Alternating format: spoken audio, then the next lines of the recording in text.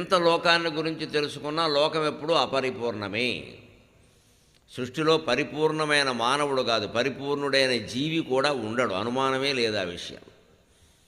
పూర్తిగా మంచివాడు అనదగిన వ్యక్తి ఒక్కడు కూడా ఉండడు. మనకు ఆయన మంచితనమే తెలుసు, వెనకాల ఏం చేశాడో మనకు తెలియదు కాబట్టి అంటున్నాం అంతే.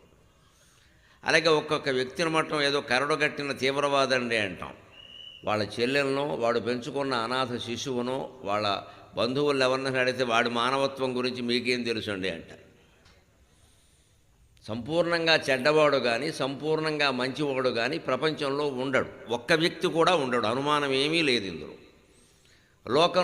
లోకమంతా సంపూర్ణం, లోకమంతా పరిపూర్ణం అనుకోవడం భయంకరమైన అజ్ఞానం, ఎప్పటికీ జరగదు అది. అలా జరిగితే లోకం మిగలదు. అందుకే భగవంతుడు ఎప్పటికప్పుడు అవతరించి ధర్మానికి విపరీతంగా నష్టం జరుగుతున్నప్పుడు, అధర్మానికి విపరీతంగా మేలు జరుగుతూ ఉన్నప్పుడు ఆయన స్వయంగా వచ్చి పంచాయుధాలు ధరించి వ్యవస్థను సరిచేస్తాడు. అలాగే ఆయన రామాయణ కాలంలో రాముడుగా అవతరించి